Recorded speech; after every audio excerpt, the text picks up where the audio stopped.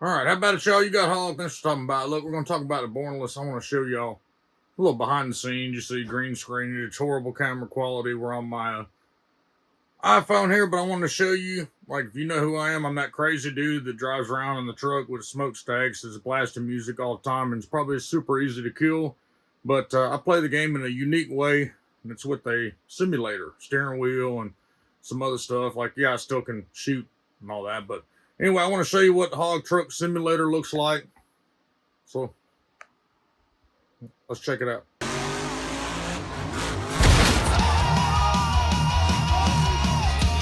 All right, here it is. It's gone through a lot of different kind of modifications. This is the version that I'm going to use for Screamfest for the Bornless, but this is the Hog Truck Simulator. That's why I kind of like this game, because I'm able to mess around with stuff like this. I like to be extra and be more immersed in the game and all this good stuff. But anyway, I use a this desk here. It's actually a card table. It's a big folding table. I call it a card table. You get at Walmart because you know we in the shed, the hog shack. So everything used to be kind of mounted to that. Like the steering wheel would be mounted to that, and the shifter, a couple other things, joystick if I was using it, whatever, that would be all mounted to that. And the more that I used it and was using feedback and get into situations where I needed to get out of there in a damn hurry using the vehicle, it just didn't really become practical. So we moved on and got this wheel stand from Amazon. That's what this thing is mounted to now. If we move the Lord, if we move the mouse and stuff, you'll see it's a wheel stand. Wheel stand goes down. There's pedals down there. Anyway, so the wheel stand is really secure. And one of the other issues with using the simulator is having to lean over to use a keyboard, lean over to use a mouse. So one of the challenges we had to overcome was kind of scooting all that forward. So while sitting in the chair, driving and all this, I wasn't uncomfortable, because I do play it and stream this game for 10 plus hours almost every day that I have been able to play it. So, oh yeah, by the way, come if you want to see this in action, come join me on Twitch, twitch.tv/hog_TV, and you'll see this bad boy in action. But yeah, I'm going to sit down here and I'll show you from my point of view what it looks like and kind of go through everything, what each thing does, and here we go. So this is the height that we're at now. Kind of got it adjusted to, I want to feel like I'm driving. I don't want it to feel way down here, way, where I need to feel like I'm here. I want to feel like I'm actually driving the truck. So we got it positioned just right. This is our Logitech G29, a little sigil. Bornless sent that sigil to me, and I painted it, like a 5-year-old. But we got it attached on there. Kind of covers the PlayStation logo that's there, but looks really cool now. Kind of gives it a Bornless theme. And well, I guess we'll go left to right. So control outside of the truck is done with this Razor Tartarus. Obviously the D-pad's blown out.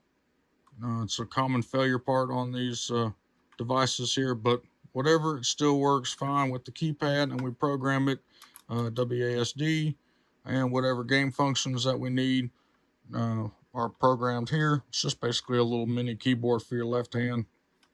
Spacebar here, self-explanatory. It is modified naturally, hog style. We basically sacrificed one of my GoPro gooseneck adjustable mounts for both this device and the keyboard. You'll see in a second. And we used a mic stand here. We got a zip tie to apply tension. It's mounted through where the D-pad was blown out, where I took it out to resolder switches on it, and then ended up destroying the whole circuit board. It's mounted here. Got 2 screws, one to actually attach it, one to keep it from rotating. And then we've got a really sturdy plate here that's kind of all locking it in place. It is adjustable. If I want to adjust it, I just have to loosen the screw, but I want this secure here. But big thing is, arm is straight. When you play games, maybe y'all know, but if your wrists or anything ever get fatigued, when you're playing these games, the keyboard or whatever, and you're kind of angled like this when you're playing instead of being straight out. That's what's causing it. So it's a big deal to me when I'm designing some kind of station or whatever, battle station, if you will, to play. Is what's the fatigue going to be like on my hands? So during the play test, when I was kind of fine tuning this, I was up here and I was started getting fatigue in my arm because of the angle that my arm was at. So right here is going to be a way better way to play. It's way more natural. I can just rest it here and it lines up with my chair. So anyway, we have our Farmouth card here. Welcome to Farmouth. It's not permanently attached. I don't like harming things like this, just held in with a little clip. We've got our interface here. This interface is just a kind of an intermediary interface because I do have a channel strip right there, an actual piece of hardware that regulates. Because I am loud, I do need a physical compressor that can handle what I'm doing. So all this does is basically give me a mute button and keep my headphones to monitor everything close by. But that's pretty much the purpose of that. And then we've got our actual in-game keyboard here. Or in-game, or I say in-game, I mean control the damn computer keyboard if we need to type or do messages. This is our general computer keyboard. Like I said, I got a GoPro gooseneck that this thing is mounted to. Let's see if I can get it adjusted here for y'all to show y'all. Yeah, see? So it is fully adjustable if you don't like it. But you end up having to you strip all the keys off. This is a Red Dragon magnetic keyboard that they sent me. It's a really badass keyboard. Strip the keys off, take the screws out, separate the keyboard, mount your little mount there, in there, and it's held on by the clip. So then, bleep, oh Lord, oh Lord. There you go. Fully adjustable how you want it. And come in there and do that. Boom. Got a little card right there. Again, not permanently mounted. And then the right side here is where all your movement and everything happens.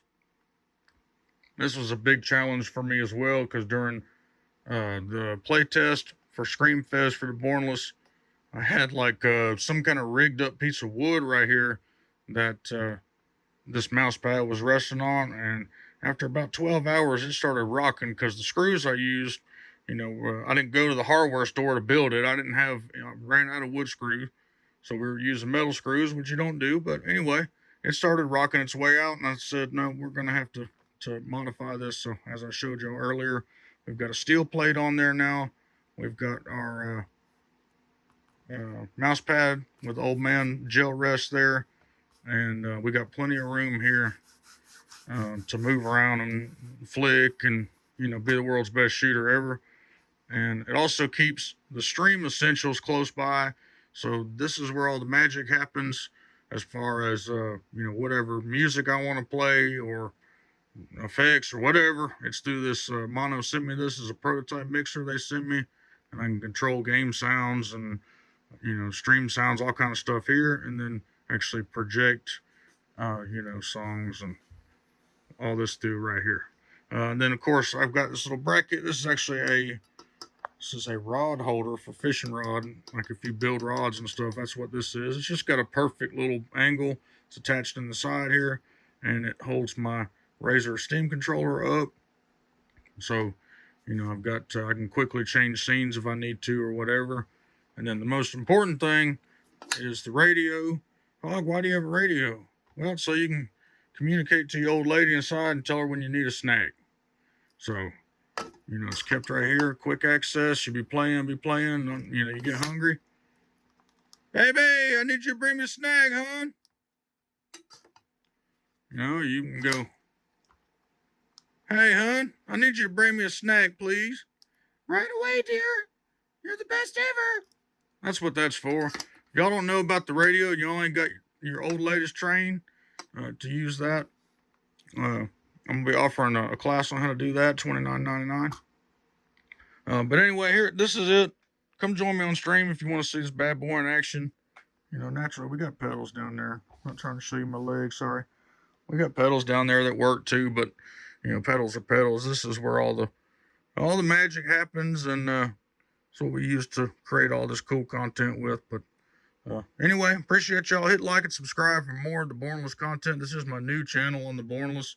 You can jump over to my main channel, Hawg_TV, if you want to check that out. Come join us on Twitch, and we'll see you next time. Nothing can stop